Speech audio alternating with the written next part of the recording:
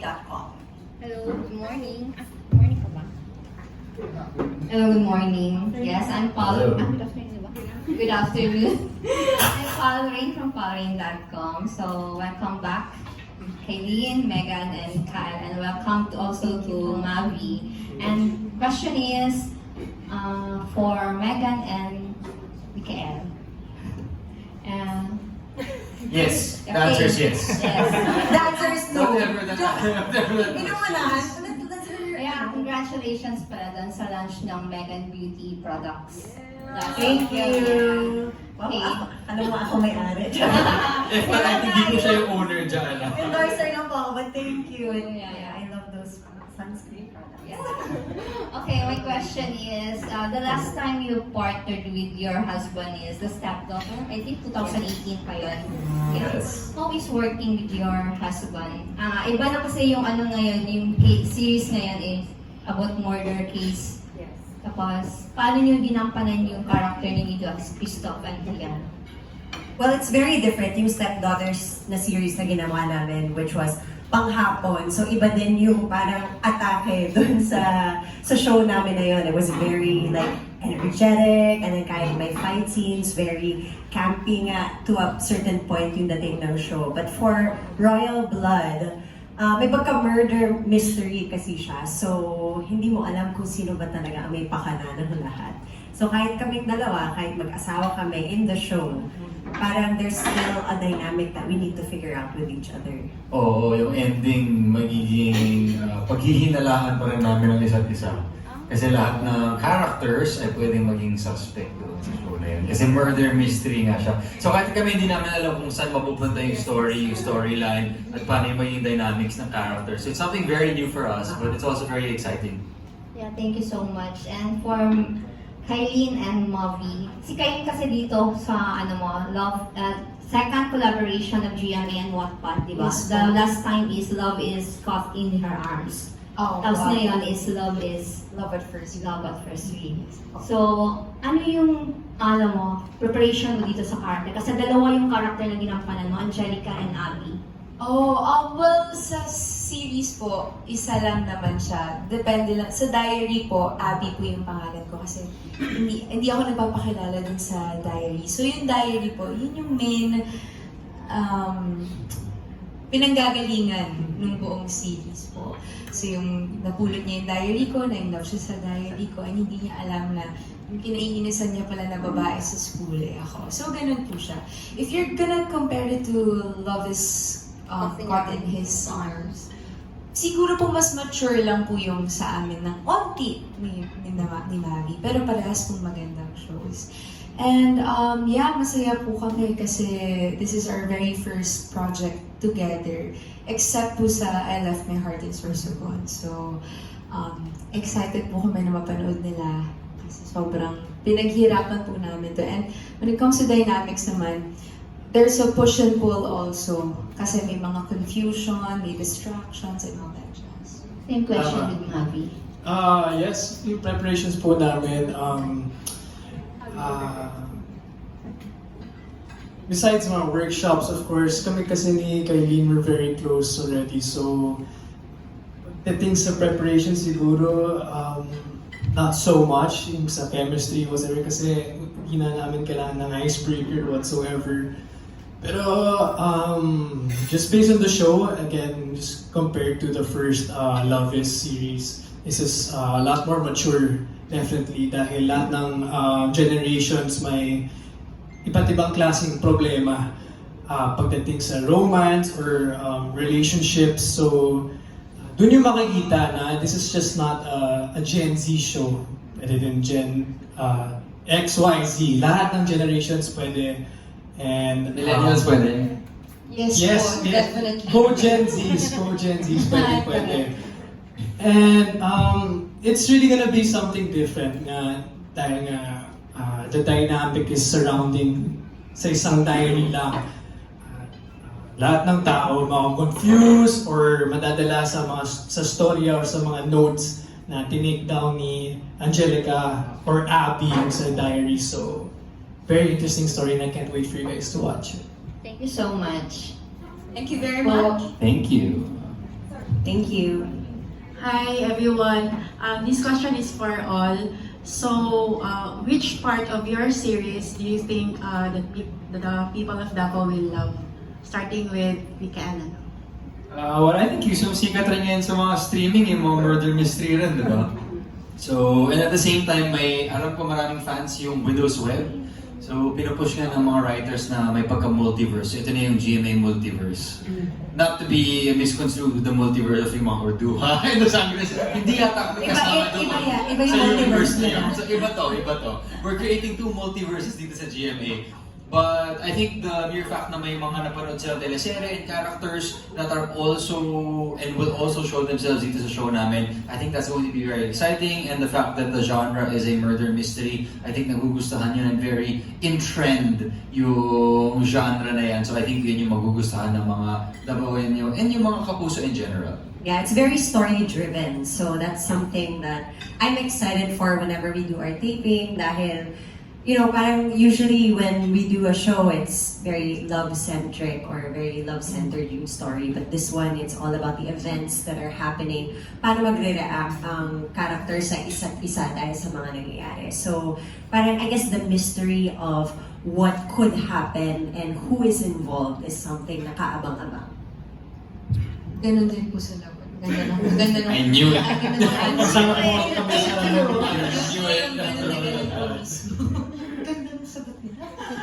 So, sa multiverse ng Royal Blood. Kasama rin mo na kayo.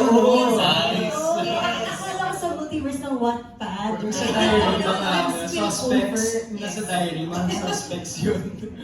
Okay, sa tingin ko po, the fact that it is a feel-good series, nasabi na nga po kanina, and sinabi din po ni Mavy na hindi lang siya pang Gen Zs, pang lahat siya na generation, kasi hindi lang naman po kami yung focus nung series, kundi mga magulang namin, yung buong barkada. Syempre sa bawat barkada, may iba't ibang problema at pinagdadaanan yan sa buhay. So, may kita rin po yun dun sa Love is Love at First Read. Siguro po ayun. Sana po, magustuhan. Siguro matutuwa sila sa iba't ibang klaseng lifestyles ng bawat character tsaka yung mga iba't ibang problema nila. And very true to life yung mga buhay ng characters. Yung pag-commute ng isang student or may ibang students naman dyan na middle class or higher class na yung pag-driver, yada. So, talagang makikita yun and yung interesting is also yung LRT. I'm sure dun nila, I'm sure they'll be interested in that, yung mga eksena sa LRT dahil big part yun sa pagkukommute ng mga Pinoy. Highlight din yun, so yeah. Thank you. Ayan, our Davaoenes sa Malatu look forward to thank you, Miss Anna Alcantara from Lionheart TV. And our next question naman po will come from Jorik Tan from Jorik Adventure. Hi guys, welcome to Hello. Yung question ko is simple lang. What makes you proud about this project and ano yung what you can say is, yung pinagkaiba ng ibang Kapuso series na napanood ng mga Davaoenos? Okay, we'll start. Go guys, kayo naman ang mauna this time. Siguro po yung sobrang napaproud kami sa series na to is yung cast po talaga. As in, pinagmamalaki namin sa bawat magtatanong about our series is, so ang lagi namin sinasagot is really our cast. Kasi ang ganda ng chemistry namin at yun po yung hino-hope namin na maramdaman din nila sa other side of the screen. And pinagkaiba sa ibang Kapuso dramas, pakiramdam ko ho, lahat naman po ng Kapuso, walang bias or anything, pero kasi lahat naman ng Kapuso shows maganda. Siguro po, yung sa amin na lang, syempre, ginawa po namin yun, pinaghirapan namin yun. So, yun po. It's really our cast.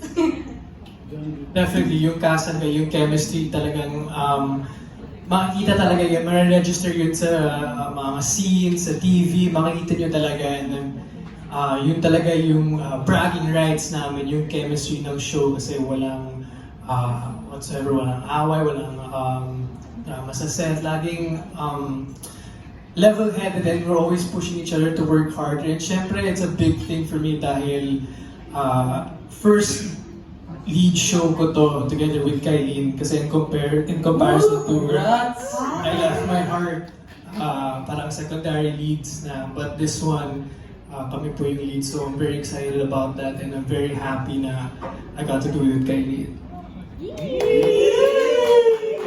Siguro po in addition to that, sabi nga ni Ma'am, walang drama, walang anything negative sa set.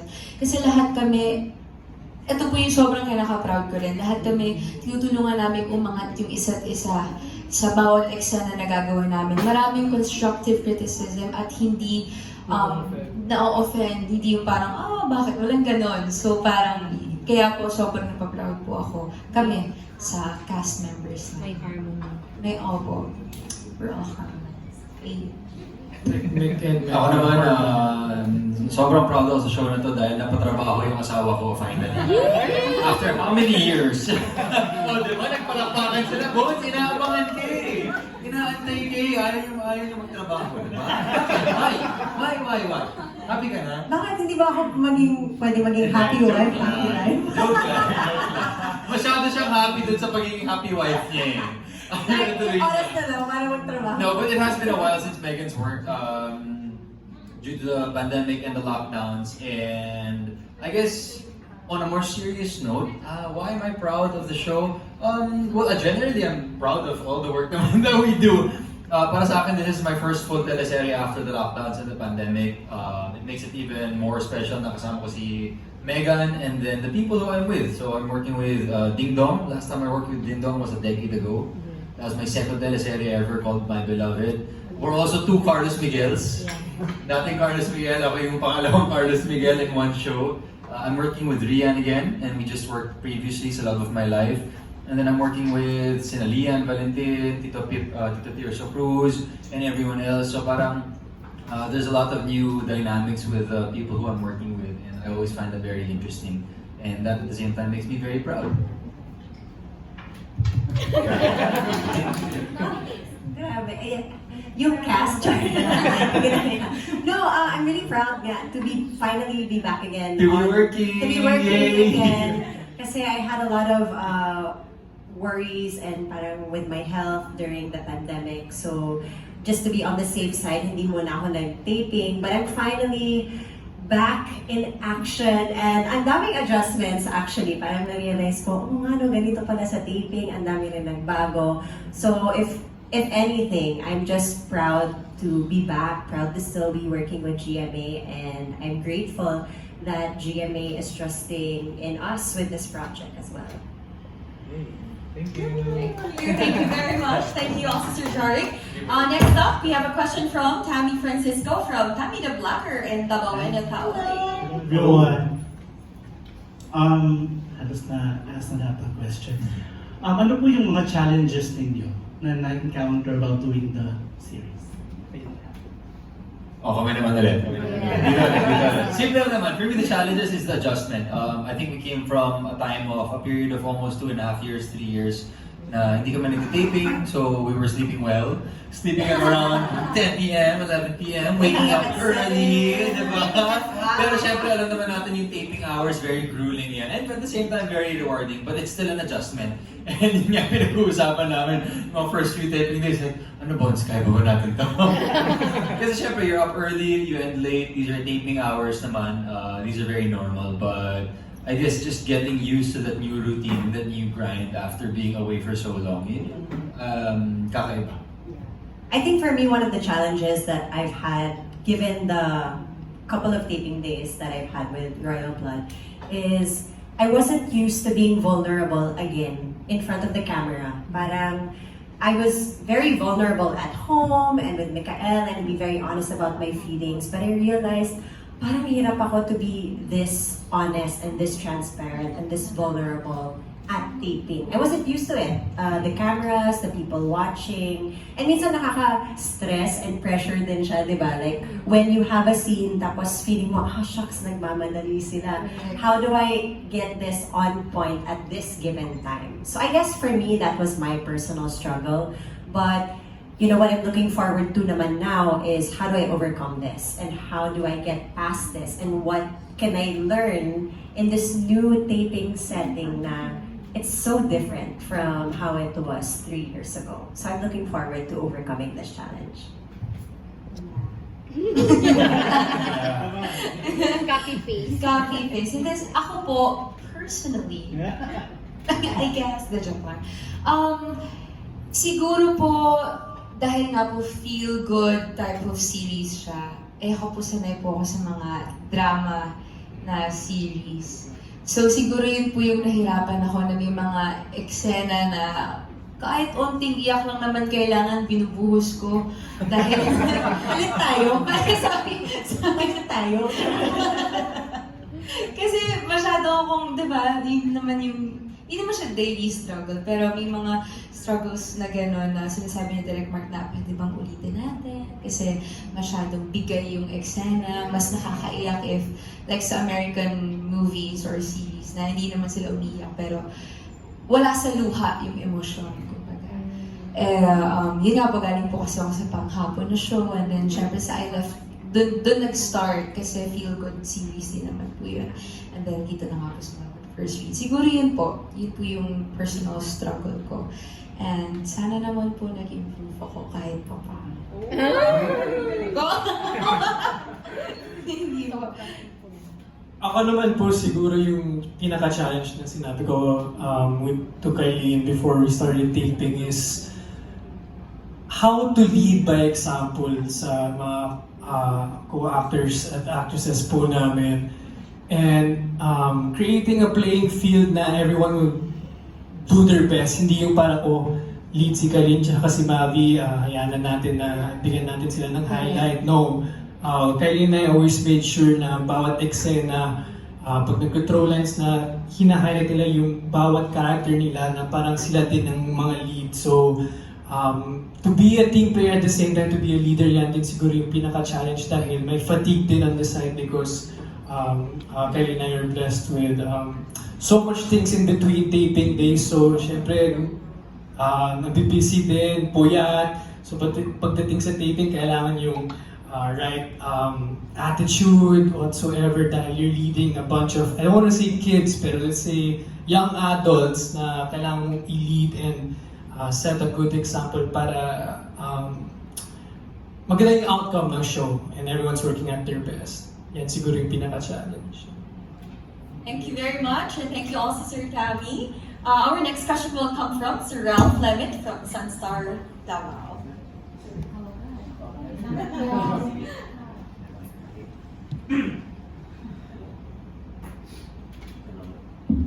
Hello. Hello. Hello Good po. afternoon. Sorry, since natanong na halos na mga kasamahan ko yung mga gusto kong sana itanong with regards to the show, ito na lang itatanong ko. Since ngayon, GMA has produced a lot of great shows, not just yung sa kanilang department mismo, but they collaborated with different production groups. And now, with this year, I think starting last year and hanggang ngayon, nagkaroon ng medyo historic collaboration with former rivals na co-collaborators in ABS-CBN. May inom po yung reaction ninyo nga ngayon yung dating magkalaban na networks ay nagko-collaborate na po. And are you also hoping na sana makasali kayo sa mga productions na collaboration of GMA and ABS-CBN in the future? I think it's very exciting. Anong tawag dito? I think it opens up a lot of new things na pwedeng gawin. I think just because of the pandemic and what we all went through, ang daming nagbago. So everyone is experimenting. GMA, ABS-CBN, all the other networks. Tapos may mga independent prod houses ngayon. I think View has teamed up with GMA a lot, Wattpad. So all these different independent and external prod houses are coming up with different ways to collaborate, and it's creating new kinds of material, new kinds of concepts. I think everybody's also gigil na gigil sila na ilabas yung creativity nila. We have Maria Clara at Ibarra, yung lumabas. That was an amazing concept, I think, executed very well. So I think moving forward, you can really expect Philippine cinema, Philippine television to push the boundaries and really explore new things, which I think will lead to amazing things for the industry. Yeah, Please. thank you so much, Mikael, for answering that question. Oh yeah, okay, yun na yun. Copy paste for everyone naman. No, I think Mikael speaks for everyone. And then, syempre, from an outsider's point of view, you really see it as rivals. But from us, an artist's point of view, it's healthy competition. And the fact that we get to be able to finally work, hopefully, with our co-artists, where we didn't even imagine we could have that space to work with them. Hopefully it happens for us. And it's always fun working with new people. So I look forward to that. Di ba mo? Hindi, ako din naman po. Ganun din naman po. Nakaka-excite po siya, actually. And sabi nga po ni Kuya Mikael, marami nangyari yung pandemic. For example, there are some crews na walang work ng pandemic. At least now po, nagkaroon na po sila ng chance to go back to work. And katulad nga rin po sinabi ni Ate Megan, parang copy-paste lang.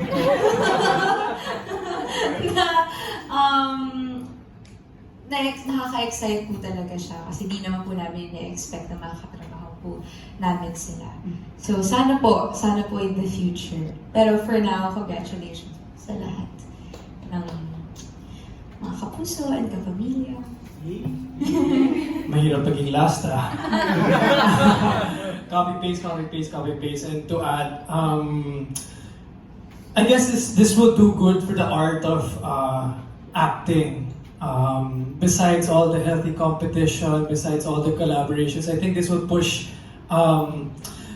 Philippine entertainment to higher levels because you're gonna have to quote-unquote rival companies collaborating and pushing one another to do their very best, bring out their creativity, their art, whether that's directing, acting, writing, or lighting, lahat na yun. It will really push Philippine entertainment, and that's what I'm excited about. Thank you very much, guys. Up next, we have Jen Mendoza from Sunstar Davao. Hello po. Sabotage dito sa Sunset. Anyway, good afternoon. Question kay Megan tsaka kay Mikael. Mikael, you said earlier that it has been a decade already since you last worked with Ding Dong. So how is it working with him right now? And Megan, how is it working with your husband? And kamusta kayo sa bahay? Kasi diba, I've been following your vlogs and enjoy ako sa mga pakape. Kahit saan kayo napapadpad, kung saan sana kayo napapadpad, puro pakape, tsaka yung inyong press. Diba yung presser nyo laging bitbit? So how is it na Royal Blood, diba, iba yung atake sa role? Pagdating sa bahay, di ba makukulit kayo, tapos ang gugulo din nyo with your fur babies. Diba ganun pinapakita niyo parati sa vlog? And then kay Mavy naman at kay Kyline, dati sabi mo Mav kanina, kumbaga hindi talaga kayo yung pinaka-star ng show na yung pinagsamahan niyo dati. But right now, it's really your show. Kayo yung main character. So how is it? How different is it? And paano ang preparation compared to your previous project? Thank you. Alright, thank you so much. Well, yes, totoo. Makulit talaga kami ni Mikael. In general, we have very bubbly and kengkoy personalities in real life. Except for Mikael. They're very serious all the time. No, you can be very I'm serious kidding. also. But in general, I would say that we're pretty kengkoy.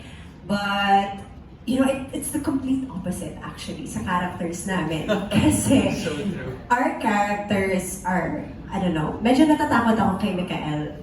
Pag nasa eksena kami, right after the scene, he has like this look na, medyo dagger look siya eh. Parang siyang, Bad to plot yan lagi yung parang siyang leon na mangangain ng tao, ganun yung vibe niya. Sabi ko, please, pag na tayo, pag nasa bahay na tayo, magpagpag ka na kasi hindi ko kaya. Medyo scary vibes ka talaga. So, that in itself, alam mo nang iba talaga yung contrast ng namin, ng characters namin, dalawa sa totoong buhay. So yes, we do have to kind of like brush it off and like shake things off kasi medyo mabigat eh. Ang bigat ng dala ng characters namin sa Royal Blood. But yeah, we just try to make it light when we get home and enjoy coffee the next day. Kahit basag na basag kami sa taping. But we love taping. Ganun talaga. You wake up the next day and bones and fofo na kami. Yeah, that's true. I just want to acknowledge that super happy kami sa taping, sa work, to be honest. It feels really fulfilling and it feels really nice being able to relate to everyone there. So to touch on your question about Ding Dong, it's my first time working with him again. What was the show you worked in? My Beloved. Oh. That was my second show teleserye in GMA. And it's very, very different. I actually don't even remember my conversations with Ding Dong 10 years ago, 11 years ago. Because I was probably busy trying to figure out and trying to survive and get to that next contract to GMA.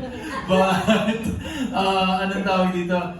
Nowadays, you know, we've been through a lot. It's been 13 years in the industry, so I get to talk to him about more things. Siyempre, he has family now. Life things, which is always fun. So we talk about the journey. Siyempre, what happened in between these 10 years that we were not working with one another.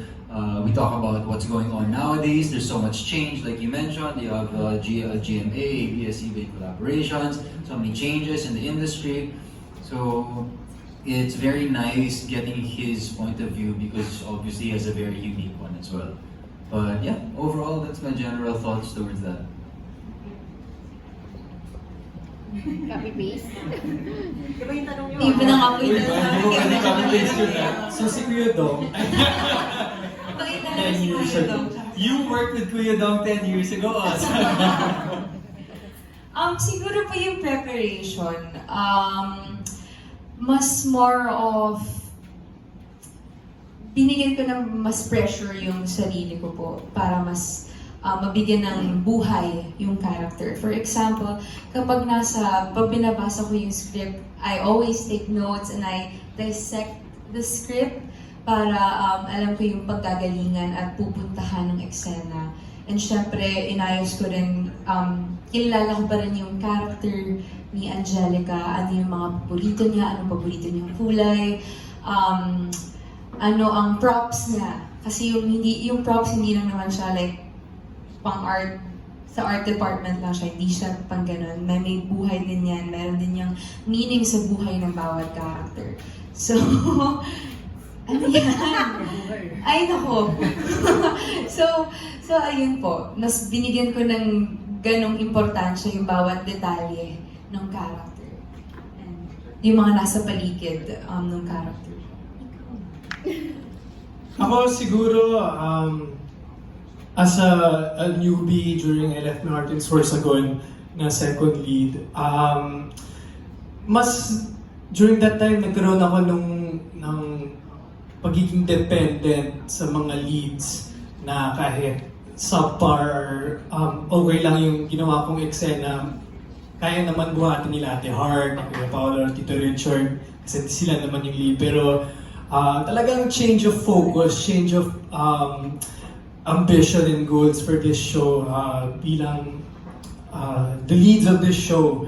So I guess yan yung pinaka-challenge na you know that the people are going to depend on you. Like what I said, with the young cast, whether the whole team actually nakadepende sa talagang sa leadership namin ni Kyline. So I guess that was the challenge, the change that needed to happen. And so far, it's so good, actually. And of course, I guess the main challenge for me also on the personal end is habang tinitape po namin yung Love at First Read, ang taas ng ratings ni Mama, which she's also leading with Abot Kamay ngayon. So, bilang isang anak niya, her son, dumagdag yung pressure because she's leading that show. And then on my end, I'm also leading our show with Kyline. So, may healthy competition ba na gusto ko... Your mom? Yes. Miss Carmina Villaruel. Hinahamon kita. I love you, Mom. I love you, Mom. I love you, Mom. Thank you for all the lectures. Pero yun, yan siguro yung challenge kasi magkasunod yan eh. Sila muna, tapos isang show, tapos kami na. So, tan tan tan tan. And so, yun yung challenge siguro. Yeah. Thank you very much. Recorded yun, Mava. Mama C, I love you. Alright, we're really discovering a lot from our Kapuso stars, but we'd like to welcome now Sir Kenneth Ong from Urbanism for final question. Daya nito, last ako eh. Tanong na nito. Kay Mavy. Oo nga eh. Pwede cut and paste na lang. Copy-paste din. Yeah. Okay, ganito. Last question lang. This is for Megan and Mikael. Di ba, the last time we had a project together, di ba, you were still a couple, di ba? Still not yet married. So, how is it now? Paano yung dynamics ngayon working as a couple on the same project? Married couple on the same project? Honestly, walang pagbabago. Wait, I was gonna say the same thing, yeah. Kasi, I guess, for the people that watch our podcast, they know na even before, we already treated our relationship as if we were married. So may ganun commitment na kami sa isa't isa because we got engaged pretty early on in the relationship. It was an engagement that was just between the both of us, but our commitment was definitely, okay, let's treat it as if mag-asawa na tayo. Uy, ikaw mamaya din yan, So yun, so I don't think that there's anything different if I compare the stepdaughters to Royal Blood. Ikaw, meron ka ba naisip? No, I can't think of anything. Sa totoo lang, pareho lang siya. I enjoy working with my wife. I don't know if all partners like working with one another. Do you guys like working with one another? They're love team. Wala pa sila sa ganung stage. Pinatang ko lang. Realize pa yung issue pala. Gumagawa pa lang yung issue nga. So baka, dapat ikaw ang magtanong sa No, but Megan and I like working with her, so that hasn't changed. I think it's really fun. Tapos nakakapagtipid pa kami sa gas dahil isang kotse lang. Diba? So may benefits talaga. Tapos lahat ng mga nakakalimutan ko, pwede ko sabihin sa kanya, bakit di mo ako rin remind? So may mga ganyan. may ganon. I guess the only downside is if konti lang yung eksena ko, isa lang yung dala namin kotse, tapos maaga ko matatapos, kailangan ko siyang antayin. Yes. But then again, vice versa rin yun. So, pros and cons. Yeah. It's fun though. Alright. Thank you very much. But before we end, we'd like to hear naman a closing message from our Kapuso stars. Perhaps invite lahat ng ating mga fellow Davaoenos sa inyong upcoming series. Perhaps we start with Mavy and Kyline. Go ahead. Hello po. Sa ating Davaoenos. Sana po na-enjoy niyo po itong podcast na itong MediaCon namin. So sana po talaga panoorin niyo po ang Love at First Read this June 12. June 12, Independence Day! Yes, sa bago po mag-24 oras. So sa time slot po ng Family Feud. Family Feud. So ayun po. So sana po talaga supportahan. And don't worry mga kapuso, yung Family Feud, may mga feud din yung family sa show namin. So, Ang galing. ang galing ng segue, di ba? Tapos Mama C, hello. Joke lang yung kanina. Megan and Mikael. Mama C? Mama C. Anyway, sorry. Natuwa lang ako. Mga Davaoenyo, mga kapuso, please watch Royal Blood airing June 19 on GMA Primetime after Voltes 5. Makapapanood nyo kami. Guys, my wife Megan Young. And everyone else who is with us, Digno Dantes, Rian Ramos, Lian Valentin, Tirso Cruz, and many, many others. It is a murder mystery like no other, and I promise you will enjoy. Malapit na po yan sa GMA. Thank you, Mikael, for saying everything else. There you have it. A big round